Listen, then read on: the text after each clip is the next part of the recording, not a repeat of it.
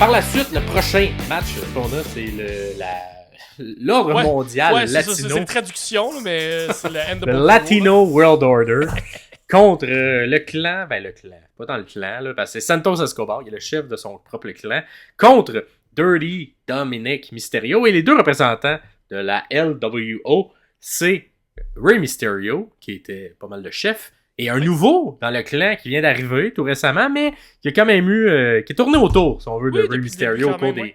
Et même à NXT, ils ont eu une chimie, une espèce de match ensemble où Rey également encourageait. Mais Dragon Lee, qui est rendu dans la LWO et qui fera office de partenaire à Rey Mysterio contre son propre fils et Santos Escobar, qui sont un peu une histoire construite sur genre mon vrai fils et mon fils spirituel, qui est Santos Escobar. Ouais, on a construit ça depuis l'an dernier, un peu, toute cette histoire-là.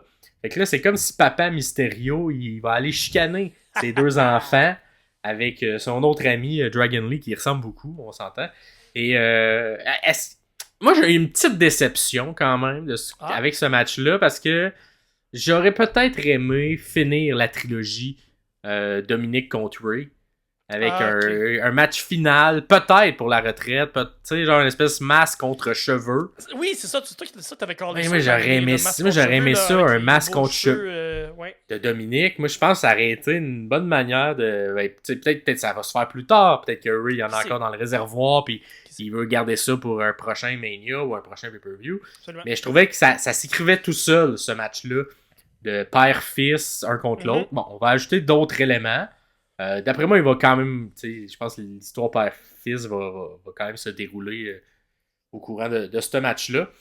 Mais c'est sensiblement l'histoire. Fait que le clan de l'ancien clan, Santos Escobar était dans le clan de la LWO, les a trahis, rendu dans la. Tu as de la misère à le dire, Legalmo del Fantasma. Ouais.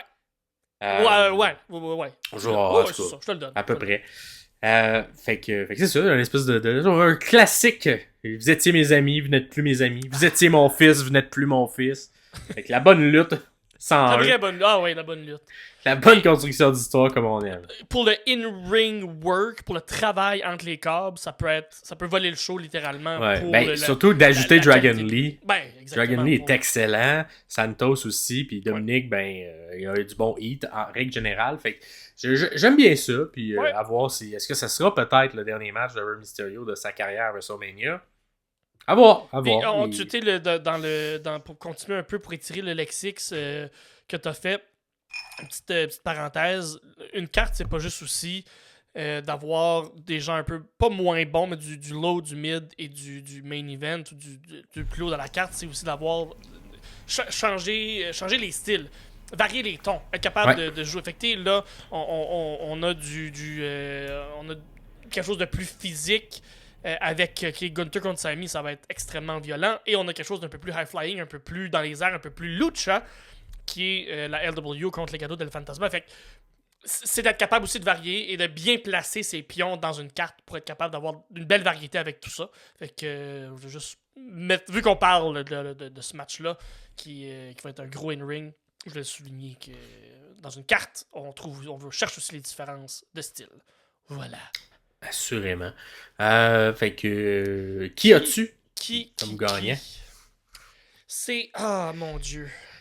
Si je vais être conséquent dans ce que je dis, Logan Paul gagne. C'est un heel. Mais là, en même temps, faut pas que je me fie juste là-dessus parce qu'il y a beaucoup de matchs. On sait pas si c'est la même journée et tout. Là. C'est ça, on sait pas quelle nuit. Mauvaise traduction de soir, de night. On sait pas quelle soirée. Je vais quand même... OK. Parce que Dominic est sur une lancée de perdre des matchs présentement, puis le Judgment Day est un peu en tabarnak après lui, puis JD, LW va gagner. Voilà. OK. Pas mal la seule... moi aussi, je vais aller LWO, un petit peu pour la même logique. J'ai l'impression que ça sera peut-être pas un WrestleMania facile pour le Judgment Day. Le Judgment Day. Est-ce que c'est là qu'on voit vraiment la cassure? On la sent, on sent tout ça. On parle beaucoup de communication dans les dernières semaines entre le Judgment Day. On trouve qu'à l'intérieur du clan, on manque de communication. Et là, on avait maman qui était pas très contente. Il y a Dominic s'immisce dans cette histoire-là. Fait que d'après moi, ça sera au détriment de le Judgment Day qui était très fort quand il était soudé. Et là, ils sont tous un peu partis de leur côté, faire les choses. Je pense que le timing est bon de faire ce clan-là. Je pense qu'ils ont laissé leur marque. Ça va rester un stable très fort pour... Exact. Mais il reste, la fin sera peut-être pas ultime là, mais je pense que ça va être le début de la fin. Le début de la fin, ouais, exactement. Parce on va construire également pendant quelques semaines, mois. On parlait de leur cassure à Survivor Series l'année passée. Effectivement, je veux dire. Exact, tu sais. Ça fait un petit bout, là. Ouais, exactement.